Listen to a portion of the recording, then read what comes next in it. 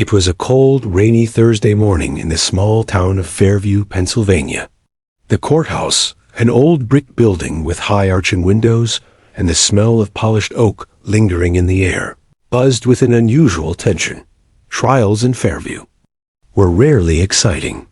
Most involved petty theft, traffic disputes, or land disagreements between neighbors. But this morning was different. This morning, the entire town seemed to have gathered for one case, a trial that had already sparked heated debates in coffee shops, on sidewalks, and across dinner tables. The case wasn't about a person. It was about a dog. Not just any dog, a German Shepherd police canine named Rex. He was known across the county for his impeccable record. In the 5 years he'd been on the force, Rex had helped find missing children, sniff out dangerous drugs, and even disarm an armed suspect without harming anyone. He was a hero in the eyes of many. But now, he was at the center of a controversy that threatened to end his career and possibly his life. The accusation was serious. Rex had allegedly attacked a man during a police operation without being provoked. The defense claimed the dog was unstable, dangerous, and unfit for duty. The police department, however, stood firm, insisting Rex was following a command and that something about the situation had been manipulated. As the rain tapped softly against the courthouse windows, people filed into the gallery. Journalists scribbled in notepads, photographers adjusted their lenses, and local residents whispered among themselves. At the front of the room sat Judge Marjorie Hensley, a woman in her early 60s with sharp eyes and an expression that rarely betrayed her thoughts. She was known for being fair but firm, and if she was rattled by the media frenzy, she didn't show it. On the left side of the courtroom, seated next to his handler officer Daniel Brooks, was Rex. Even in the midst of all the noise and tension, the dog sat tall and calm, his intelligent eyes scanning the room. Every so often, his ears twitched at the sound of shuffling feet or the creak of a chair. His presence alone was enough to draw glances from the audience. Many whispered to their neighbors, pointing discreetly toward him, as though in disbelief that a dog could be the focus of a criminal proceeding. The prosecution's table was crowded with papers, folders, and photographs. At the center sat District Attorney Ellen Marks, a woman with a no-nonsense demeanor.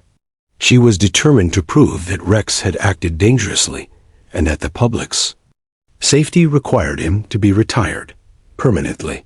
On the defense side, Officer Brooks sat beside Attorney Samuel Hayes, a man with silver hair and a slow, deliberate way of speaking. He was known for dismantling arguments with calm precision. Case number 24-316, the court clerk read, the State of Pennsylvania versus K-9 Officer Rex. Judge Hensley adjusted her glasses. Are both sides ready to proceed? Yes, Your Honor. Both attorneys replied almost in unison. The trial began with opening statements. Marks painted a picture of an out-of-control animal that could no longer be trusted, emphasizing the trauma of the man who had been bitten. Hayes countered with a narrative of loyalty, skill, and manipulation, suggesting that someone outside of the police force had deliberately triggered Rex's response. It was during the second hour of testimony that something unexpected happened. The defense called a surprise witness, a little girl. A murmur of confusion swept through the courtroom as the double doors at the back opened and a young man entered, holding the hand of a child no older than 3. She had chestnut brown hair tied in 2 neat braids, wore a pale yellow dress under a tiny denim jacket, and clutched a worn stuffed bunny to her chest. Her eyes were wide, scanning the unfamiliar room, but she didn't seem frightened, just curious. The young man, later identified as David Miller, introduced himself as the father of the girl, Lily. He explained that he had been an eyewitness on the day of the alleged attack, and that his daughter had also been present. Judge Hensley's eyebrows arched slightly. Mr. Miller, this is highly unusual. Why is your daughter here to testify? She's not here to testify in the legal sense, Your Honor, Hayes interjected, but we believe she holds an important piece of this puzzle, one that could clear up exactly what happened. The prosecution objected immediately, but after a moment of consideration, Judge Hensley allowed Lily to approach. The atmosphere in the room shifted. Everyone seemed to lean forward, watching as the little girl let go of her father's hand and slowly made her way toward the front. She stopped a few feet from Rex. The dog's ears pricked forward, and for the first time all morning, his tail gave a single, slow wag. Officer Brooks kept a firm hand on his harness, but his eyes softened as he watched the interaction. Lily tilted her head, studying Rex like an old friend she hadn't seen in a while. And she lifted one small finger and pointed directly at him. The room fell silent. For a moment, no one moved. Even the shuffle of papers and the occasional cough had ceased. Judge Hensley glanced from the girl to the dog, curiosity flickering across her otherwise composed face. Then Lily spoke. 2 simple words, no louder than a whisper. Rex's posture changed instantly. His ears shot forward, his head lifted, and his eyes locked on her with an alert intensity. It was as though a switch had been flipped. He made a quiet sound in his throat, not a growl, not a bark, but something that suggested recognition. The judge straightened in her chair. "What did she just say?" she asked, her voice breaking the stillness. No one seemed certain at first. Officer Brooks' brow furrowed. Hayes looked intrigued. The prosecution looked uneasy. "That," Brooks finally said, "is a command, but not one we use in this department." The murmurs began again, louder this time. Cameras clicked. Judge Hensley tapped her gavel once for order. Brooks looked down at Lily. "Sweetheart, where did you learn those words?" The little girl's voice was innocent, almost cheerful. "Daddy taught me. We play with Rex sometimes." Her father's expression shifted between pride and apprehension. "She's met Rex before, Your Honor. More than once. I used to be a K-9 trainer before I changed careers." Judge Hensley leaned forward. "And that command she gave. Where did she hear it?" David hesitated. "It's a specialized cue. Not something she should have known. But I never taught her that particular one." The tension deepened. If he hadn't taught her, someone else had, and that meant someone else with access to police K-9 training had been close enough to Lily and Rex to influence the events in question. In the back of the courtroom, a man in a dark coat shifted, uncomfortably, lowering his head. No one noticed, not yet. Judge Hensley turned to the defense. "Mr. Hayes, I suggest you explain to this court exactly how a 3-year-old girl knows a restricted police command." Hayes adjusted his glasses. "Your Honor, I believe that's the question that will uncover what really happened the day of the incident." Rex sat quietly again, his eyes never leaving Lily's. Somewhere in the room, the truth was waiting to come out, and it had just been set in motion by the smallest voice in the courtroom. The atmosphere inside the Fairview courthouse had shifted. What had started as a straightforward, if unusual, trial about a police K-9's conduct had now taken a strange turn, one involving a 3-year-old girl, a command only advanced trainers were supposed to know, in a courtroom full of people trying to process what they had just witnessed. Judge Marjorie Hensley sat back in her high-backed chair, tapping her pen against the armrest in measured rhythm. Her eyes moved from Lily to Rex, then to the girl's father, David Miller. "Mr. Miller," she began, "I'm going to need you to explain this connection between your daughter and the defendant." David shifted uncomfortably under the weight of dozens of eyes. "Your Honor, I worked as a K-9 unit trainer for the Fairview Police Department for 7 years. During that time, Rex was one of the dogs I helped train. Back then, my daughter was still a baby, but as she grew, she sometimes came with me too." The training field. I never thought it was a problem. Rex was always gentle with her. They bonded. The prosecution was quick to pounce. District Attorney Ellen Marks stood, straightening the lapel of her dark suit. So you're admitting, Mr. Miller, that your daughter had direct interaction with a police service animal on multiple occasions? Yes, David admitted, but under my supervision. And she never participated in any dangerous exercises. Marks turned toward the judge. Your Honor, while the defense seems to think this is charming, I'd like to point out that such behavior could compromise the dog's operational integrity. And now we have a situation where a toddler is uttering specialized commands in a courtroom. The judge raised a hand, stopping the prosecutor mid-sentence. We will get to the implications. Right now, I want to know exactly how this child knows the words she spoke. David hesitated, glancing at Lily. She had wandered closer to Rex. Again, her little fingers brushing against the soft fur behind his ears. Rex remained still, occasionally flicking his gaze toward Officer Brooks, but his body language was calm, almost protective. I can tell you what I didn't do, David said. I never taught her that particular cue.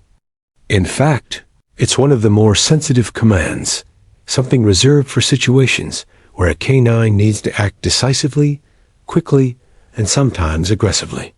It's not part of public demonstrations. It's not something she could have picked up from me casually. Then how does she know it? The judge pressed. That's what I'd like to find out, David replied. The defense attorney, Samuel Hayes, saw his opening. Your Honor, we believe this point is critical to understanding the events in question.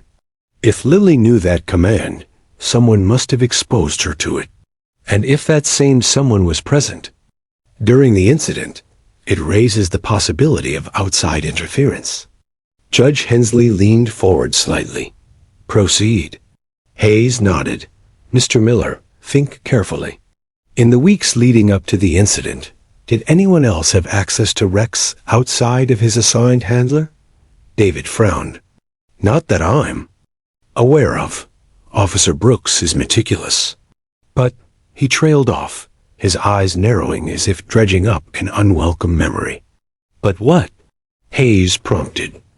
There was one day, David said slowly, when I stopped by the training facility to drop off some equipment.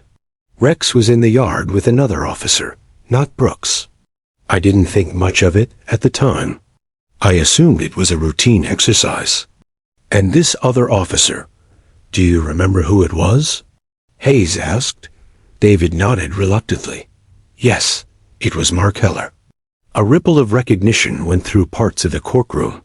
Heller was a name people knew, a former K-9 officer who had been dismissed from the department 2 years earlier for misconduct. His departure had been messy, involving allegations of insubordination and mishandling of police property. The prosecutor quickly objected. Your Honor, Officer Heller has no relevance to this case unless the defense can prove overruled, Judge Hensley said sharply. If there's a connection to a known former officer with a troubled record, I want to hear it. David's voice grew more certain. I also remember something else. The day of the alleged attack, as Lily and I were in the crowd, I thought I heard someone call Rex's name. A man's voice. Strong, commanding. At the time, I didn't connect it to anything. There was a lot of noise, shouting, sirens. But when Lily spoke those words in court just now, it clicked. That was the same command I heard that day. Hayes's expression hardened. And to be clear, that command is designed to make the dog respond immediately, correct? David nodded. Yes, if given with the right tone and authority, Rex would act. It's what he's trained to do. All eyes turned toward the prosecution, but Ellen Marks simply pressed her lips together and shuffled her papers. She knew that if what David was saying could be substantiated, the foundation of her case could crumble. Meanwhile, Lily, seemingly oblivious to the legal storm brewing around her, giggled softly as Rex licked her hand. Officer Brooks, though still holding Rex's harness, couldn't help but smile at the sight. He remembers her, Brooks murmured to himself. Judge Hensley broke the silence.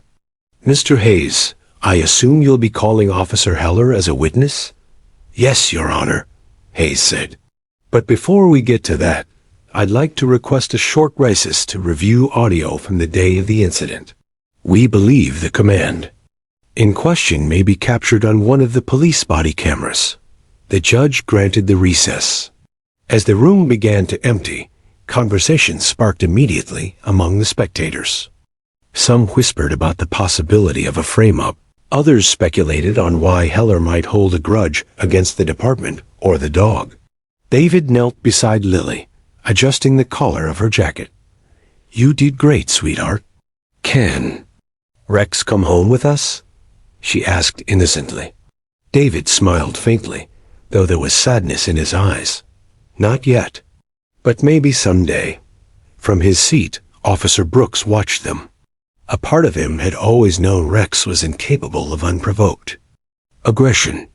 Seeing him with Lily, gentle, patient, only reinforced that belief. But now there was a new layer to the mystery. Someone had used Rex's loyalty and training against him. In the far corner of the room, unnoticed by most, a man in a dark coat leaned against the wall. His face was partially hidden beneath the brim of a baseball cap, but his eyes were fixed on the scene at the defense table.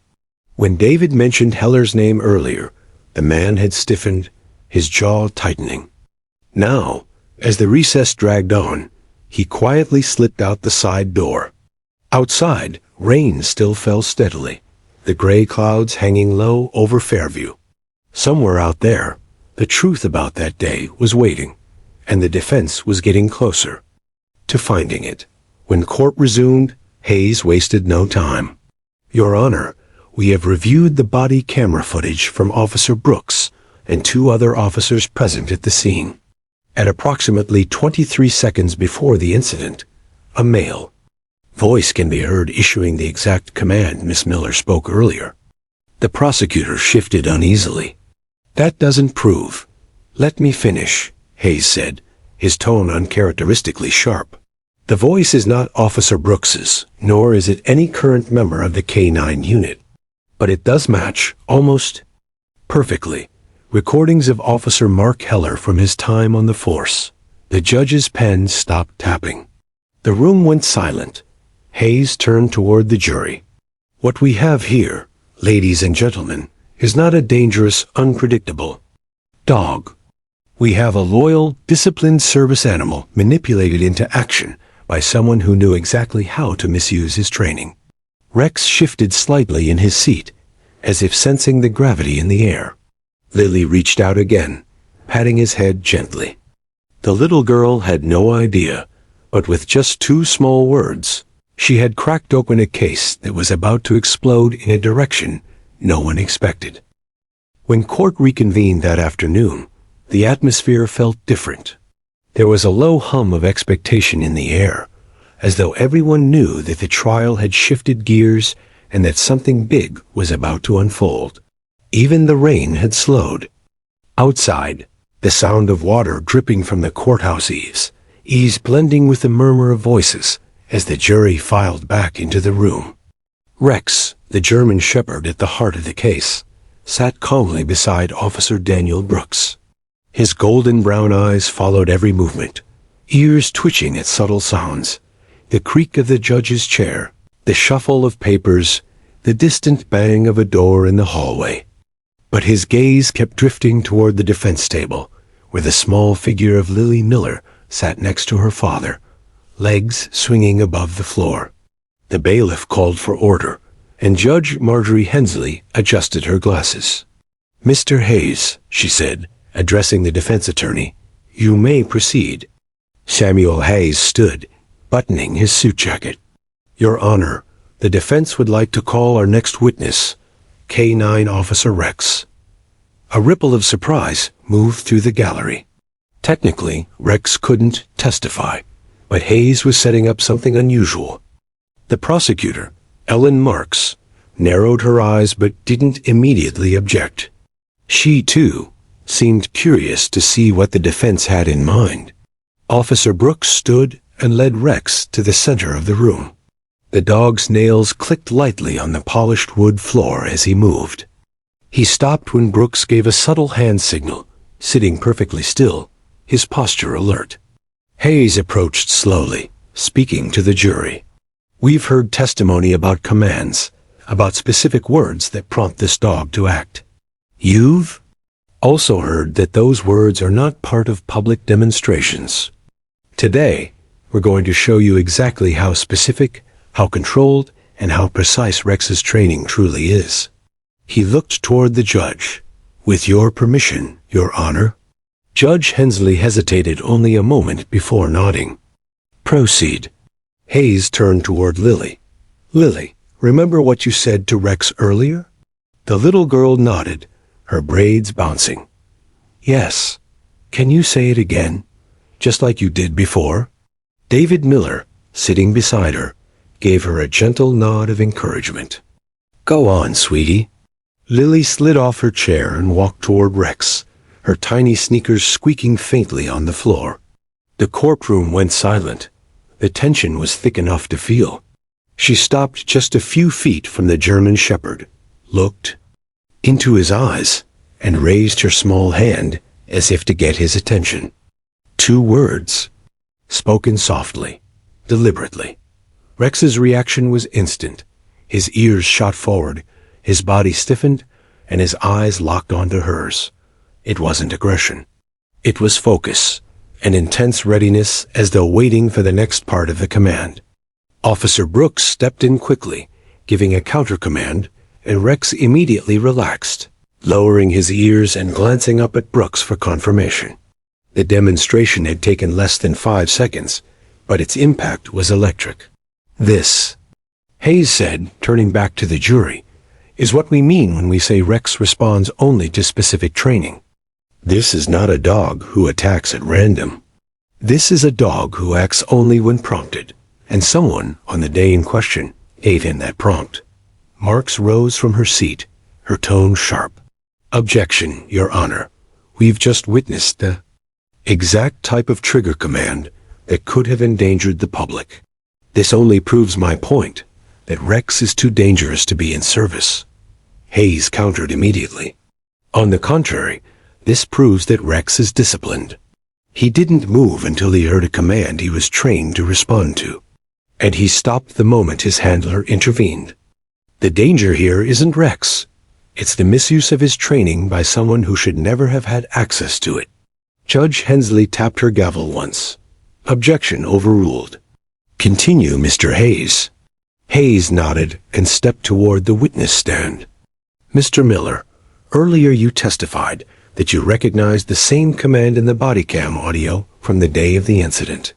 "That's correct," David replied. "And that the voice giving the command wasn't yours, or Officer Brooks's." "Yes. Do you recognize the voice?" David hesitated for only a second. "Yes. I believe it belongs to former Officer Mark Heller." That name hung in the air like a dropped weight. Even the court stenographer paused briefly before resuming her typing. Hayes turned toward the judge. "Your Honor, the defense requests that we call Mark Heller to the stand." The prosecutor immediately objected. "Your Honor, Mr. Heller has no official connection to this case. This is a distraction. This is central to the case," Hayes cut in. "If a former officer with canine training issued a restricted command to Rex in a public setting, provoking the very incident for which he now stands trial, then it is the single most relevant piece of evidence we have." The judge gave Marks a long, measuring look before finally saying, "Objection overruled. Bailiff, ring in Mr. Heller."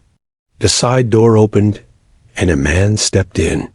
He was in his late 40s, wearing a wrinkled sport coat over a faded shirt, and his eyes carried the wary defiance of someone who didn't want to be there.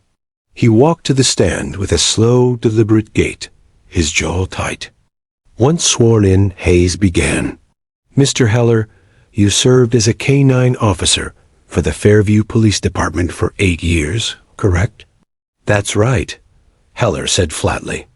And you were dismissed 2 years ago for misconduct. Heller's jaw clenched. That's what they called it. Hayes paced slightly. On the day of the incident involving Rex, were you present at the scene? No. Are you certain? I said no. Hayes turned to the clerk. Please play the body cam audio from timestamp 023 before the incident. The sound filled the courtroom. Background chatter, faint sirens, and then, clearly, a man's voice giving the same 2-word command Lily had spoken. When the audio ended, Hayes looked back at Heller. Is that your voice? No, Heller said quickly. Hayes glanced at the judge. Your Honor, we have voice analysis conducted by the state lab, comparing this audio to recordings from Mr. Heller's service record. The match is over 92%. A murmur rose in the gallery. Heller's face flushed. Slightly, his eyes darting toward the door, as if considering an escape. Hayes stepped closer to the stand. Mr. Heller, you knew that if you issued that command, Rex would respond instantly. You also knew the public would see it as an unprovoked attack. You wanted to damage Officer Brooks's career and discredit the department, didn't you? I didn't, Heller started, but his voice cracked, and he stopped. Judge Hensley's voice cut through the tension. Mr. Heller, you are under oath. Heller looked down at his hands. The silence stretched for several long seconds. Then, finally, he muttered, I didn't think it would go that far. Gasps broke out across the room. Hayes seized on the opening. So, you admit you gave the command? Heller didn't answer, but the look on his face, and the fact that he didn't deny it again, was enough. The damage was done. Rex, sitting calmly beside Brooks, watched the exchange with quiet, steady eyes. In that moment, it was clear to nearly everyone in the courtroom. This wasn't a dangerous dog. This was a disciplined, loyal K-9 who had been betrayed by a human who should have known better. Judge Hensley leaned forward, her voice firm. We will reconvene tomorrow morning to determine the legal ramifications of Mr. Heller's actions. Court is adjourned for the day. As people began to rise, Lily skipped back to Rex, wrapping her tiny arms around his neck. The dog leaned into her embrace, his tail thumping once against the floor. Somewhere deep down, it seemed Rex understood. The truth was finally starting to come out.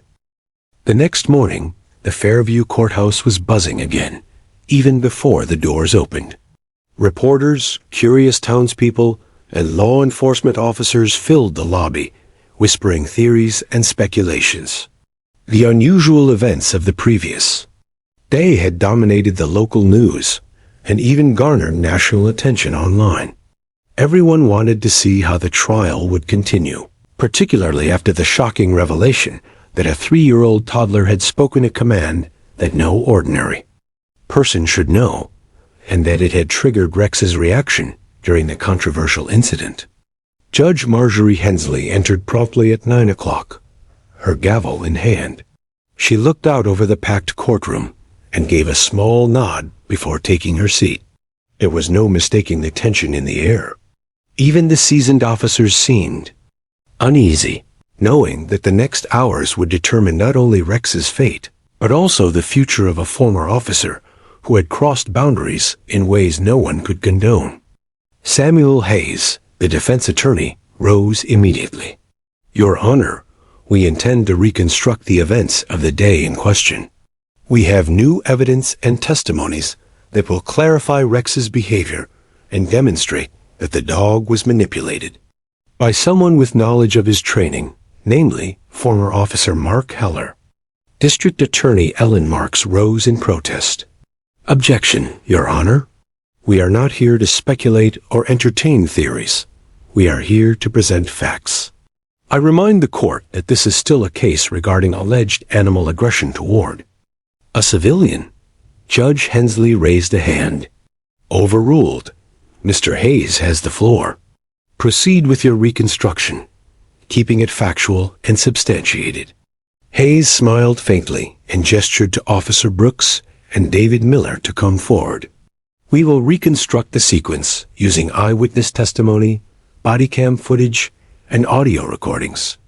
This will provide a clear picture of what actually occurred. David Miller took a deep breath and began. On the morning of the incident, I had brought Lily along as usual. She was sitting quietly near the edge of the training yard while Rex and Officer Brooks were preparing for an exercise. There was also another officer present, Officer Heller. I didn't know him well at the time, but I noticed him standing a few feet away with a clipboard, observing everything. Nothing seemed out of place. Hayes gestured to the screen where body cam footage was cued. Let's watch the first few moments. The footage showed Rex and Brooks approaching a marked area with a suspected suspect nearby. Lily could be seen in the background, holding her stuffed bunny. It was ordinary at first, but as the video progressed, a faint voice could be heard issuing the command, the same two words Lily had spoken in court the day before. The moment Rex heard that command, David continued, he froze. For a split second, I thought he was confused. Then he reacted, lunging toward the suspect with full intensity. I immediately realized this wasn't normal. Brooks was trying to maintain control, but the dog's reaction was already set in motion. Hayes paused the video. Notice the source of the command. It's coming from the left, not from Brooks or myself. This is where we see Heller's interference. In the courtroom, there was a low murmur. People leaned forward to see the exact sequence on the screen. The dog's reaction, which had been misconstrued as unprovoked aggression, now looked startlingly deliberate, not on his own, but triggered by someone who knew precisely how to manipulate him. Mr. Miller, Hayes continued, what did you do when you realized the situation? I shouted for Rex to stop. I called Brooks over. I tried to pull Lily back. She was scared, of course. And then, David's voice faltered slightly. Then I heard the same command again, this time louder. And it came from Heller's direction. I understood immediately that he had intentionally caused this reaction. Brooks nodded in confirmation. It's true. I've trained with Rex for years. He doesn't act without a command unless he perceives immediate danger. That day, there was none. The attack was triggered artificially. And when I attempted to redirect him, it was too late. The command had already set him in motion. Hayes turned toward the jury. Ladies and gentlemen, this is why the toddler's words in court were so important.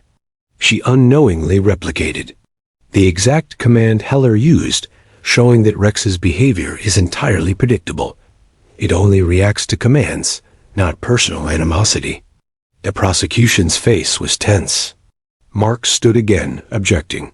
Your Honor, we are entering into conjecture about Heller's motives. We are no longer discussing whether Rex is dangerous.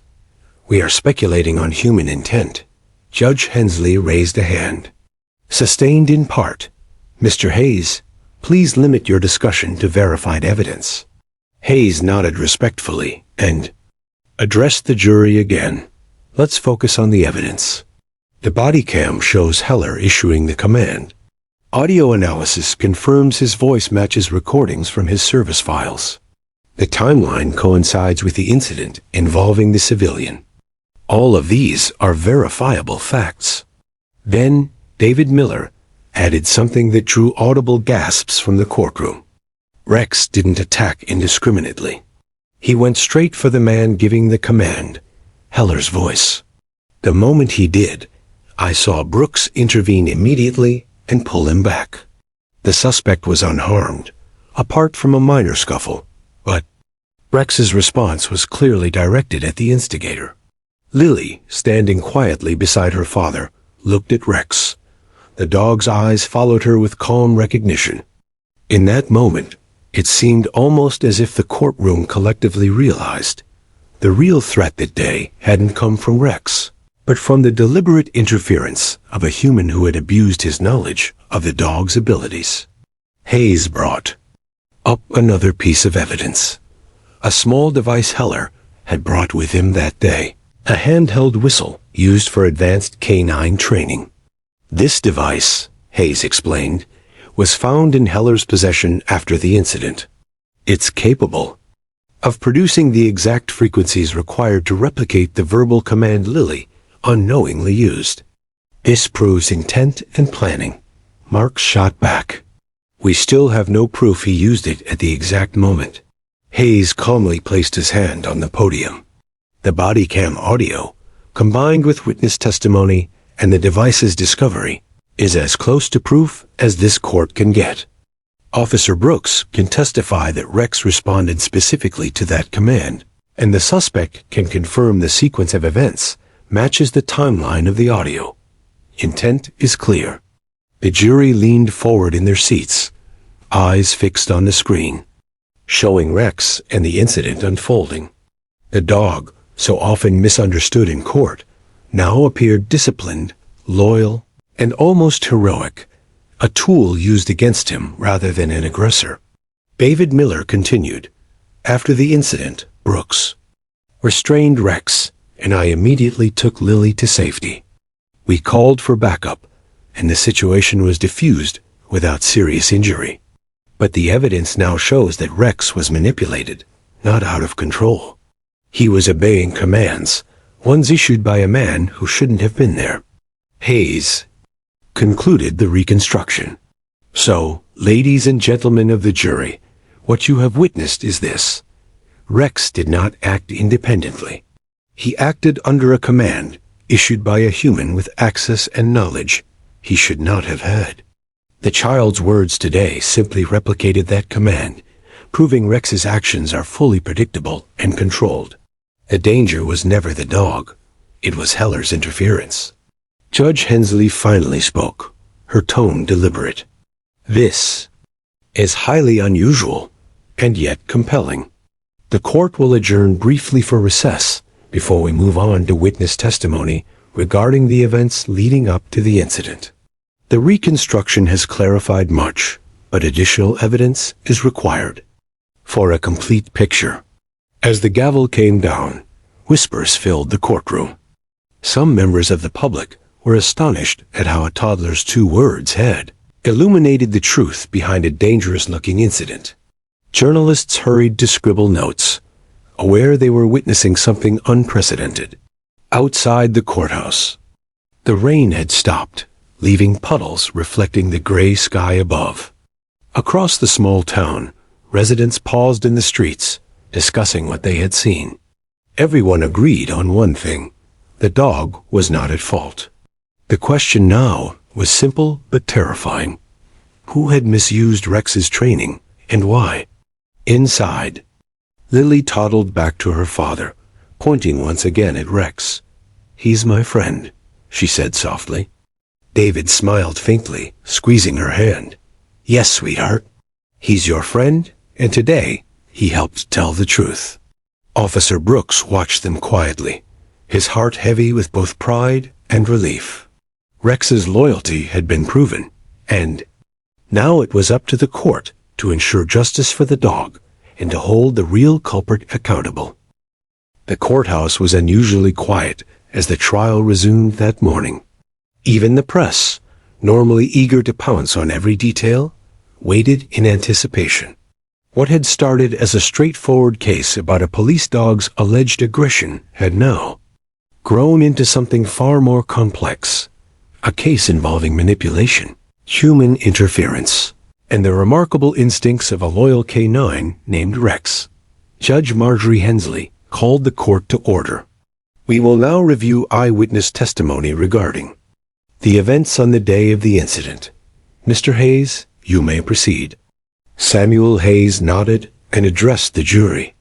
"Ladies and gentlemen, it is essential that we understand the context in which Rex reacted. Only by reconstructing the day in question can we fully appreciate why this dog was not at fault and why the true instigator must be held accountable." He gestured toward David Miller. "Mr. Miller, Please recount your recollection of that day, starting from the beginning. David took a deep breath. It was early morning, around 8 o'clock. Lily and I were on our way to visit Rex at the police training facility. I had called ahead to let Officer Brooks know we'd be there, and everything seemed normal. Lily was excited to see Rex, as she often was. She carried her stuffed bunny and skipped along the sidewalk beside me. We didn't notice anything unusual. At first, the jury leaned in, captivated by the vivid detail. David continued. When we arrived, Brooks and Rex were already preparing for a scheduled exercise. Heller, who I hadn't seen in years, appeared near the edge of the yard. He claimed he was there on a personal visit, but he stayed at a distance, clipboard in hand, observing. I didn't think much of it at the time. I assumed he had permission to be there. Hayes signaled to a large screen behind him, and security footage from the facility began to play. The video showed Rex performing his exercises flawlessly. Sitting, staying, retrieving objects, all under Brooks's careful supervision. Lily could be seen at the periphery, quietly watching, her tiny hands gripping her bunny. Everything seemed normal, David continued, until a man's voice, coming from Heller's direction, gave a command. At first, I didn't recognize it. But then I saw Rex's ears twitch, his body tense. He responded immediately, lunging toward the suspect in the exercise scenario. At that moment, I realized this was not part of the planned exercise. Officer Brooks nodded solemnly. I saw it too. Rex was reacting to something entirely external. His training is precise. He does not act without a clear command or threat. The command came from Heller. That much is certain. The courtroom was silent, the gravity of the revelation settling over everyone. Even Lily's small presence, standing beside her father, seemed to command attention. She had no idea of the role she had inadvertently played in revealing the truth. Yet her presence that day, and her ability to replicate the command in court, was central to unraveling the incident. Hayes continued. Now, notice what happens next. As Rex lunged, Brooks attempted to intervene, giving the standard counter-command. Rex hesitated for a fraction of a second, and stopped. The suspect was unharmed, but the reaction was already in motion, demonstrating the dog's discipline and control. The threat came not from the dog, but from the intentional misuse of his training. David's voice grew more tense. I shouted at Lily to step back, and I pulled her to safety. She was confused and scared, but Brooks maintained control. Of Rex, the incident was brief, lasting only a few seconds, but it could have escalated severely if Heller's interference had continued. The prosecutor, Ellen Marks, rose to her feet, her expression sharp. Objection, Your Honor. This is speculative. We cannot assume Heller's intent. The dog's reaction was dangerous regardless of the source. The public cannot be put at risk. Judge Hensley shook her head. Objection overruled. The reconstruction relies on recorded evidence and eyewitness testimony. Proceed. Hayes nodded and addressed the jury directly. Notice the timeline. From the moment the command was issued to the moment Rex was restrained, only 23 seconds elapsed. In that time, Brooks and Miller acted decisively to ensure no one was harmed. The dog's behavior was predictable and controllable. It was the misuse of authority that created a risk, not Rex himself. He turned toward the evidence screen again. Here, you can see Heller's actions. He stands slightly apart, issuing the command with precise enunciation. The body cam picks up the sound clearly. For those familiar with K9 operations, this command is highly restricted. It is designed to elicit immediate response, usually in critical situations. Heller should never have used it in this context. The footage paused on the moment Rex responded, ears up, muscles tense, eyes locked on. The target. There was no randomness in the movement.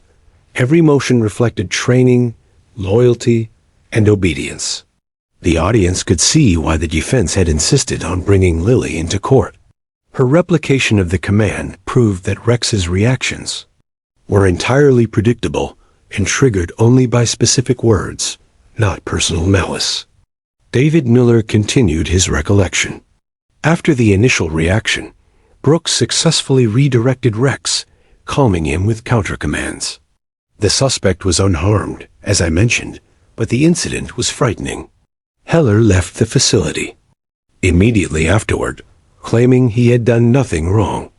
No one questioned his presence at the time, but now we see it was deliberate. Hayes leaned closer to the jury. Lily's ability to replicate the command in court is crucial. It demonstrates the dog's loyalty and predictability. A toddler could trigger the same response without any malice, showing that Rex's behavior is purely reactive to commands. This proves that the real danger is not the dog. It is someone with access and knowledge, someone who intends harm. Officer Brooks added a critical detail.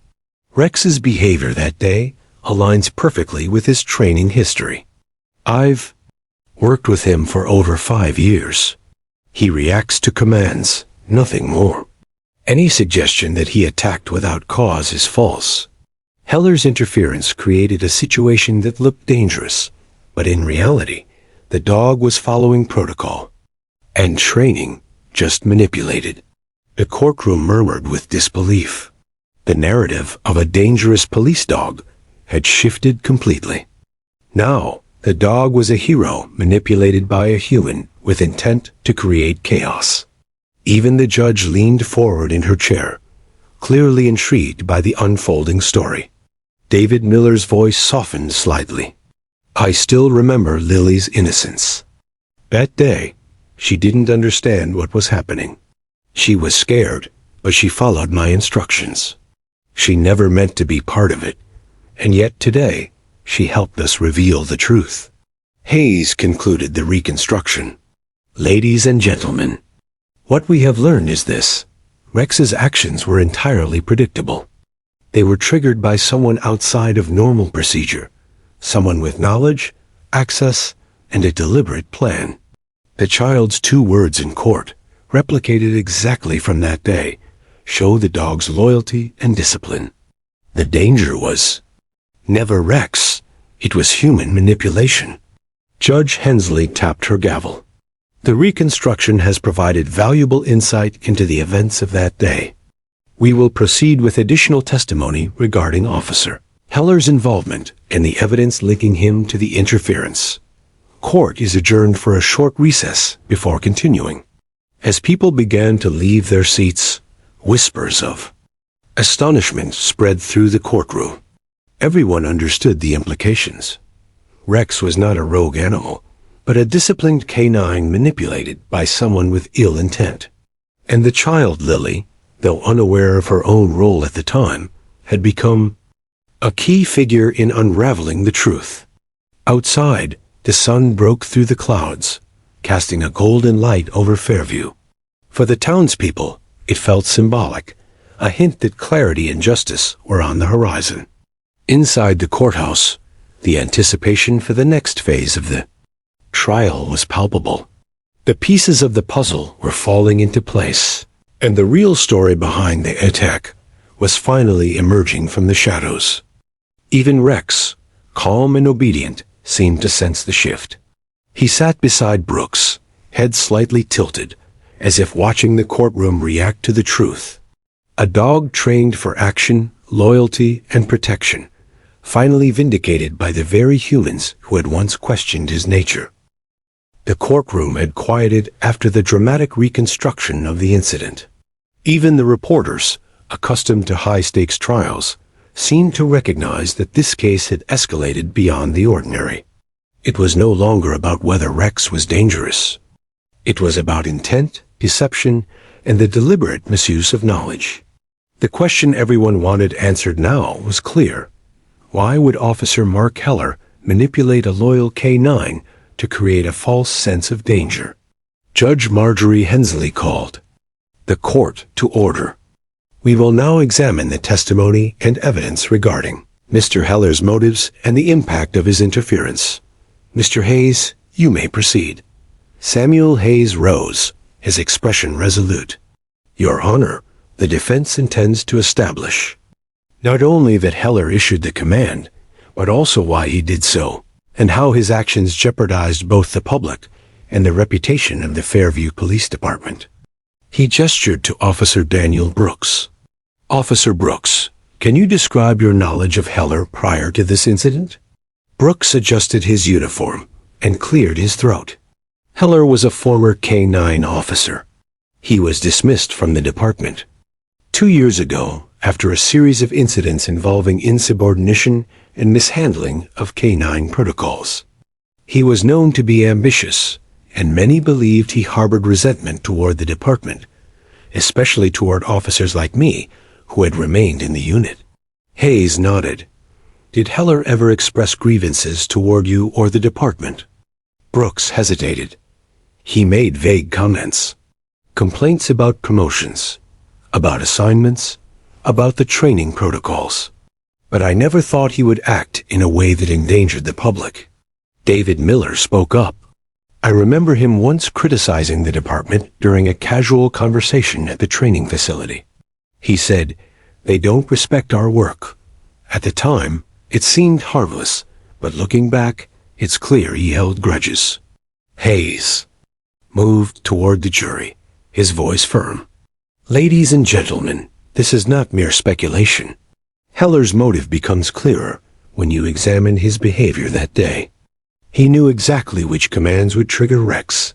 He knew the dog's loyalty, obedience, and capability. By issuing the command in a public setting, he created a controlled reaction that appeared dangerous. A manufactured incident. Marks immediately stood, her voice sharp. Objection, Your Honor.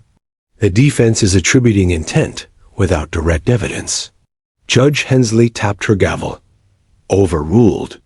Testimony regarding motive is admissible if supported by patterns of behavior and circumstantial evidence. Hayes nodded. Thank you, Your Honor. He turned to the court clerk.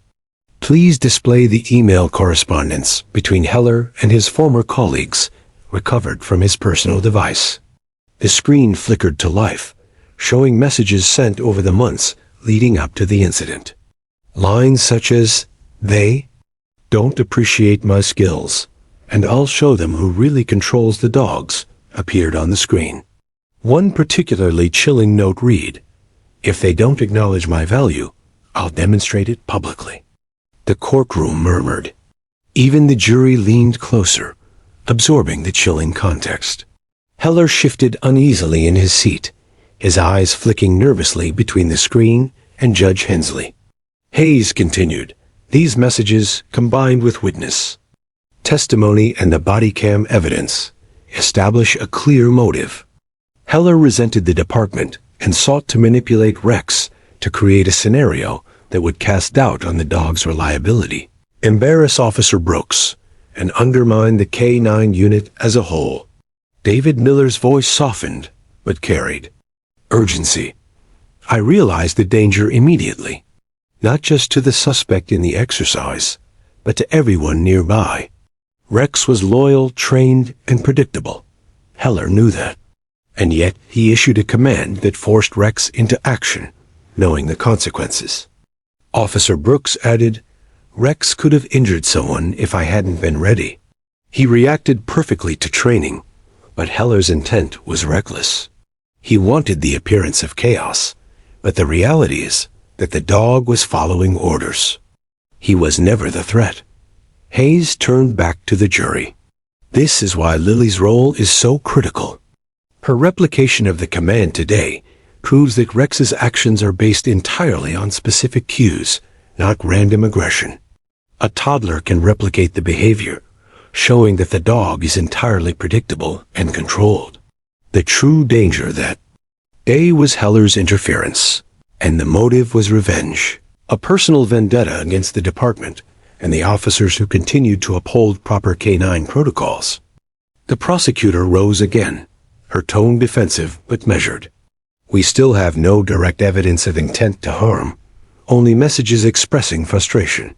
"We cannot convict someone solely on anger or resentment," Judge Hensley interjected. Ms. Marks, the combination of prior threats, circumstantial evidence, and direct interference with the dog may indeed establish sufficient grounds for determining intent in this context. Please reserve your argument for closing statements. Hayes moved closer to the jury, his voice lowering to a more compelling tone. "Consider the chain of events. Heller had knowledge, opportunity, and motive. He issued the command that triggered Rex. The dog acted precisely as trained. Only Brooks' intervention prevented injury. And the child's words today, innocent, unknowing, replicated the exact command, confirming that Rex's behavior is fully controlled and predictable." David Miller leaned forward slightly, glancing at the jury. "I didn't realize at first how pivotal Lily was. She was just watching, just playing. And yet, when she spoke those two words in court, she proved the very principle we've been trying to explain.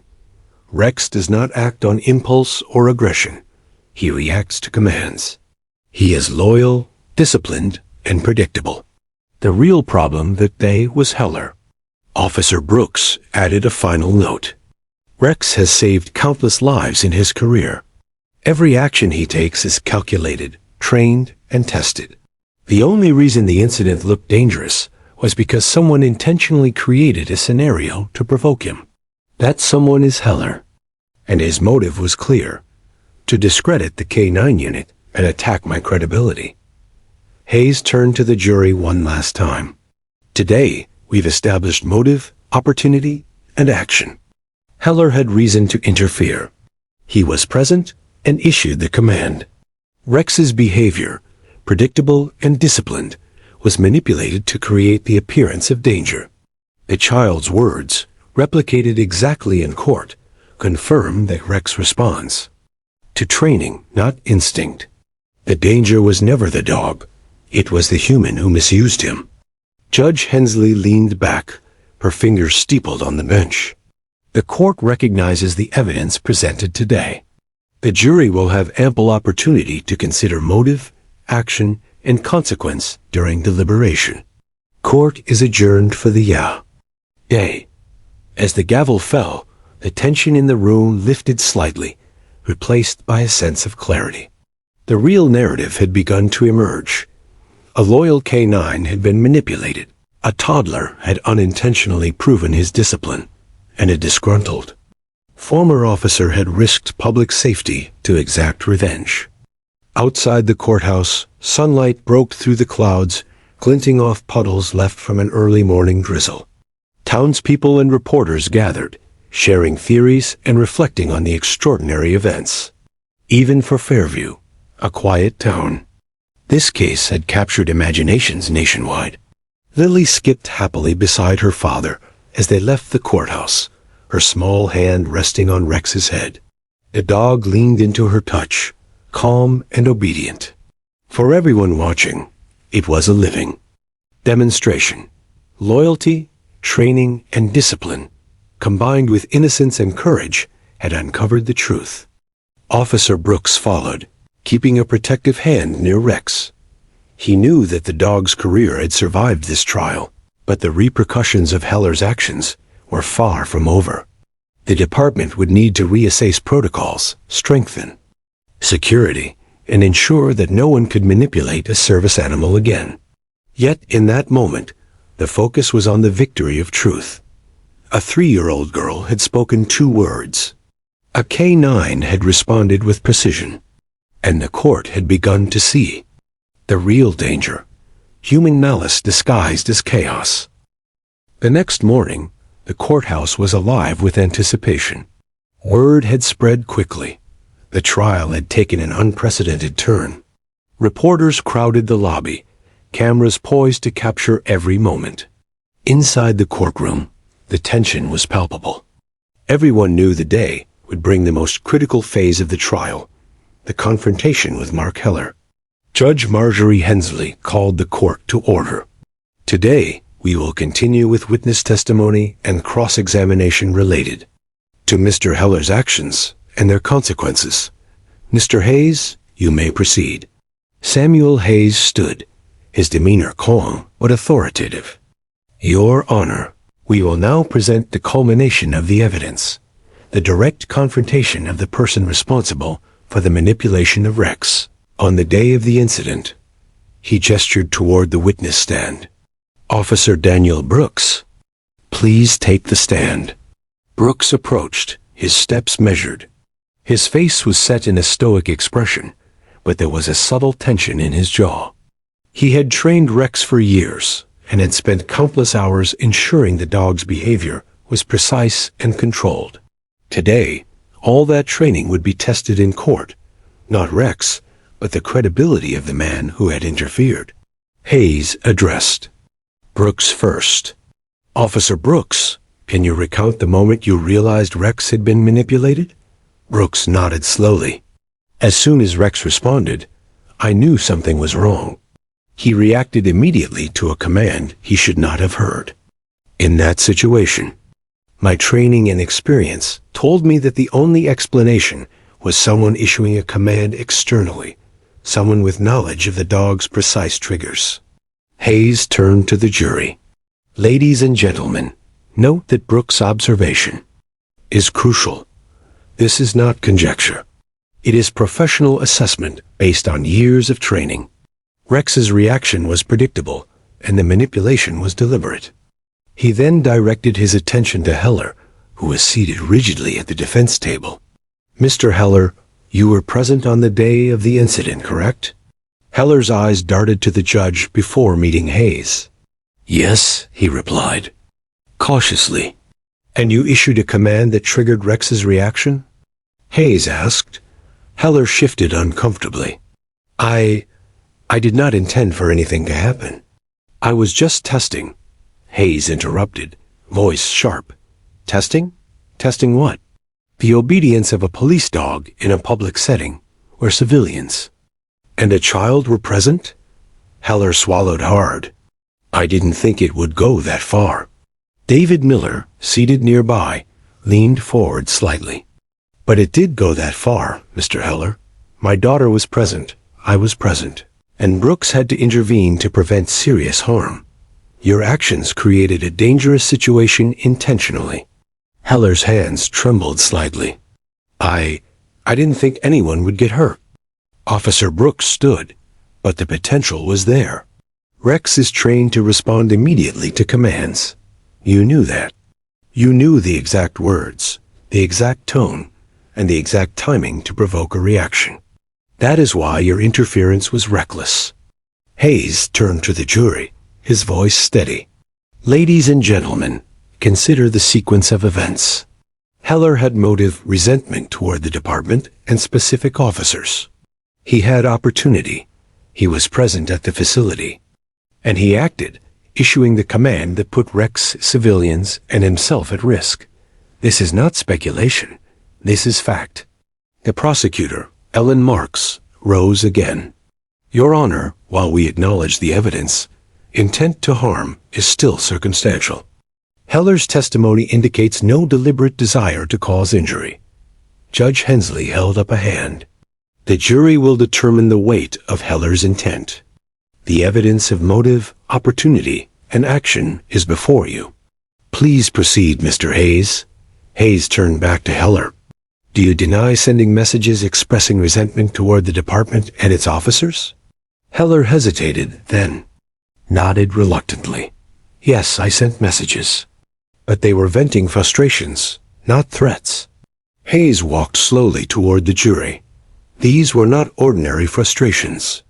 They contained specific references to Rex, the K-9 unit, and officers. Like Brooks, they demonstrate a pattern of deliberate manipulation, the blueprint for the day's incident. David Miller added a tale that drew audible gasps.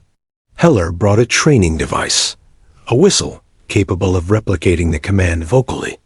That device was found in his possession immediately after the incident. It is proof he planned to provoke Rex and test the reaction publicly. Hayes nodded. And, ladies and gentlemen, Here is the most compelling evidence. The child, Lily, speaking those same two words in court today. Innocent, unaware, yet replicating the exact command Heller used. This proves Rex reacts only to trained commands. He is not impulsive. The danger that day was entirely human. Heller's face grew pale. His voice was barely audible. I didn't mean for a child to be involved. Officer Brooks interjected firmly. But she was. And that's why the consequences of your actions are so severe. Your interference could have resulted in serious injury or worse. The dog obeyed your command, not any intention of his own. You are fully responsible for the risk created. Hayes stepped closer, lowering his voice so the jury could hear every word.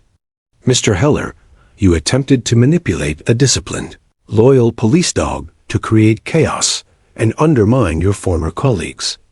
You knew the outcome could be dangerous, and you acted anyway. That is the essence of recklessness and manipulation. The courtroom was tense. Heller's shoulders slumped, the weight of the evidence pressing down.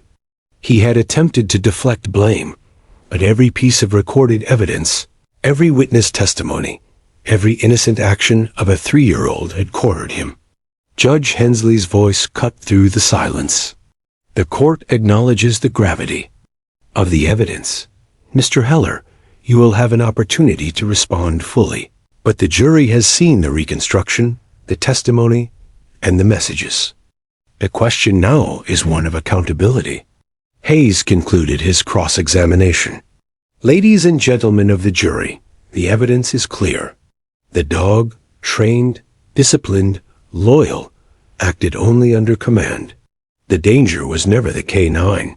The danger was a human who misused authority, knowledge, and access to create fear and confusion. The court has seen the truth. Your responsibility is to recognize it and weigh the consequences.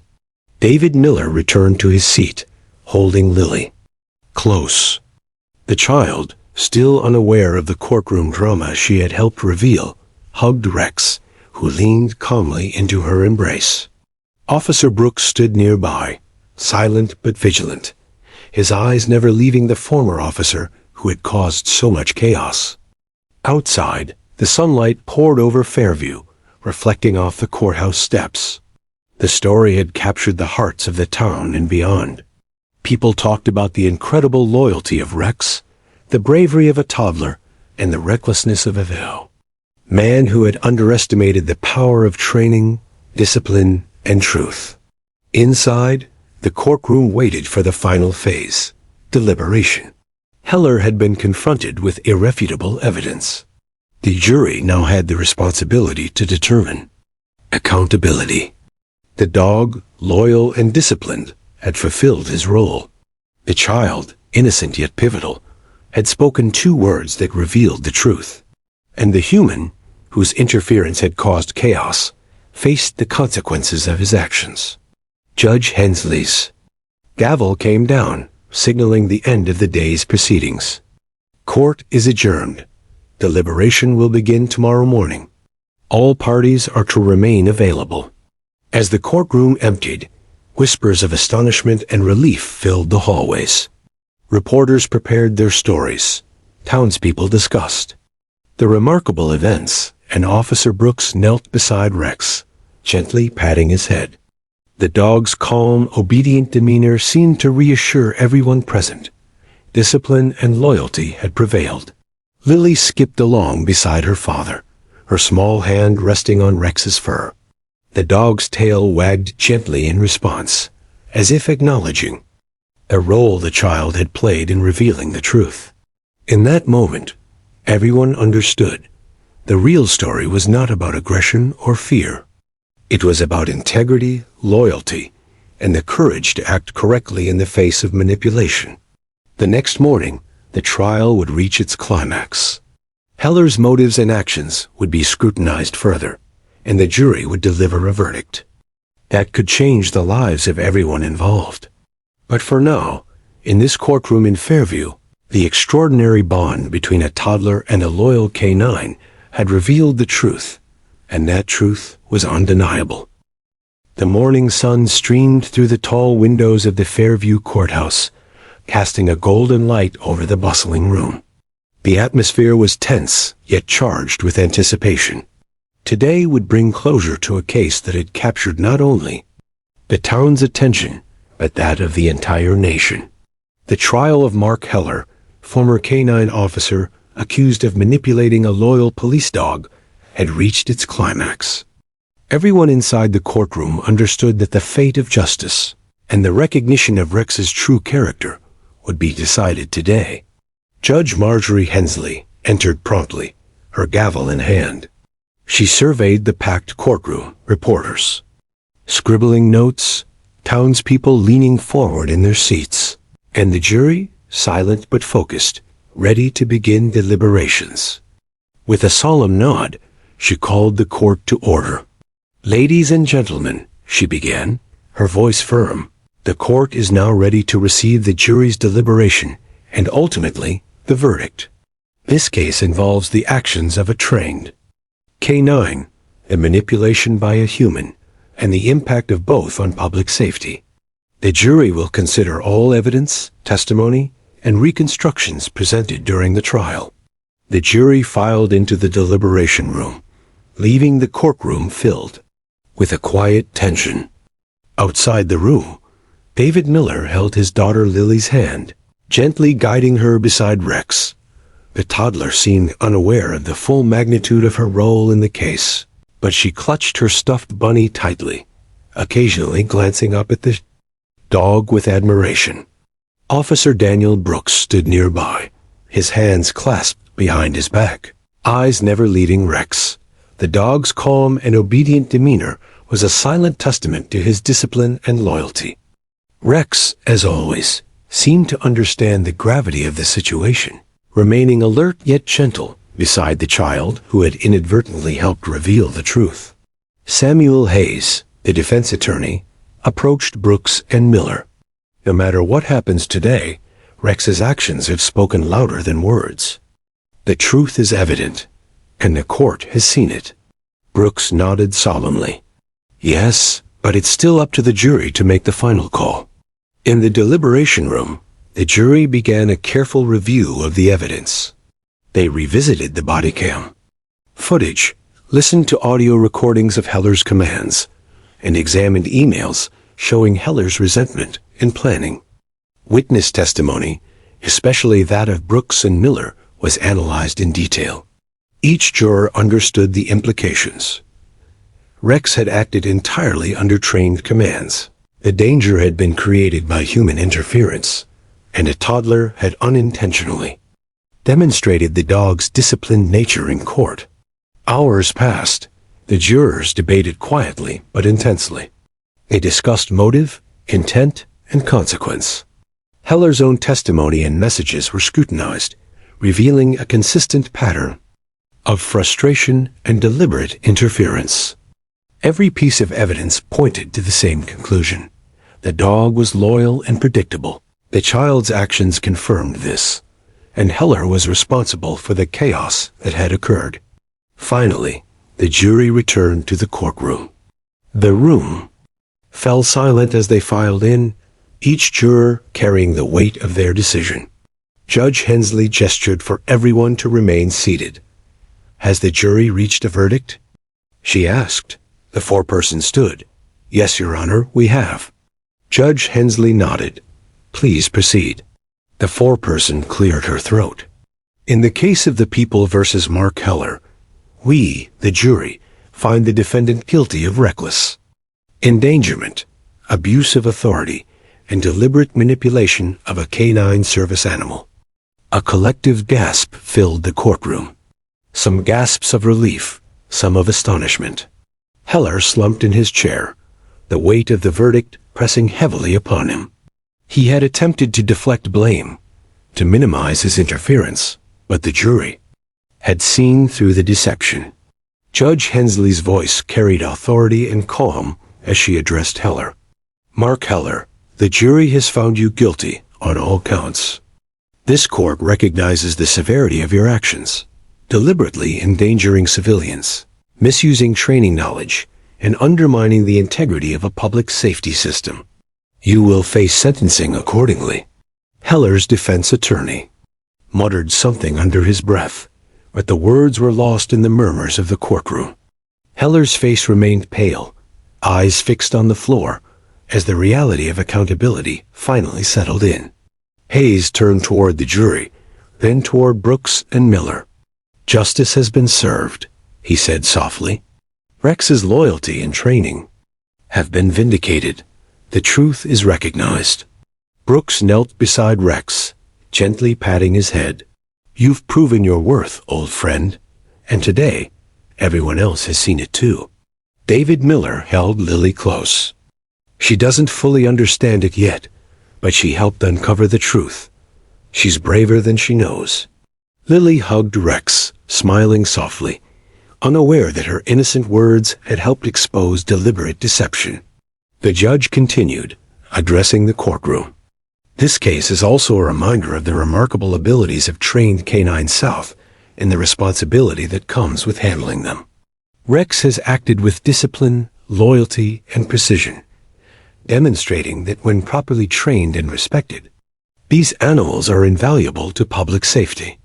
Outside the courthouse, the town of Fairview breathed a collective sigh of relief. People spoke in hushed tones about the courage of a 3-year-old, the discipline of a police dog, and the recklessness of a former officer. News crews captured the scene, broadcasting live to viewers across the nation. The story had become a symbol of truth prevailing over deception and innocence, revealing hidden danger. In the following days, Rex was honored by the Fairview Police Department. A special ceremony recognized his bravery and discipline, highlighting the importance of proper training and the bond between officer and dog. Brooks stood proudly by his side, ensuring that the dog received the recognition he deserved. Lily was presented with a small medal for her inadvertent role in revealing the truth. Though she was too young to understand the legal intricacies, she held the medal proudly, smiling at Rex as if to say, "We did it together." The town held a small celebration in the park, attended by families, officers, and townspeople who had followed the trial closely. Children played on the swings, while adults recounted the remarkable events. Conversations often returned to the same sentiment: the courage of a toddler, the discipline of a dog, and the accountability of a human who had misused knowledge. Mark Heller was taken into custody for sentencing. The consequences of his actions would serve as a warning to others who might attempt to manipulate service animals or public safety systems. His career was over, his reputation tarnished, and his actions condemned by both law and community. Meanwhile, Rex continued his service, now with renewed recognition and respect. His bond with Brooks and Lily had deepened, a living testament to loyalty, training, and the power of truth. David Miller often visited the facility, watching his daughter interact with Rex and recalling the extraordinary chain of events that had unfolded. The courtroom drama, the media attention, and the national headlines gradually faded, but the story remained in the hearts of the people of Fairview. It was a tale of courage, discipline, and integrity, a story of how a 3-year-old's words and a dog's loyalty revealed the truth that might otherwise have remained hidden. In the quiet moments, Brooks often looked at Rex, the dog sitting patiently by his side. "You've done more than just your duty," he whispered. "You've shown everyone what loyalty and training truly mean." Rex leaned into his hand, calm and steady, as if acknowledging the praise. David Miller, watching Lily and Rex together, smiled softly. "She may not remember today, but it changed everything. It proved that truth, courage, and loyalty can reveal even the most hidden intentions." And so, the story of the toddler, the K9, and the manipulative former officer became a legend in Fairview, a tale told repeatedly, inspiring others to recognize the importance of discipline, the courage of innocence, and the ultimate triumph of truth over deception. The courthouse doors closed, but the legacy of Rex and the brave little girl who spoke 2 words that changed everything would endure. A testament to the bond between humans and animals, and the power of justice when it finally prevails.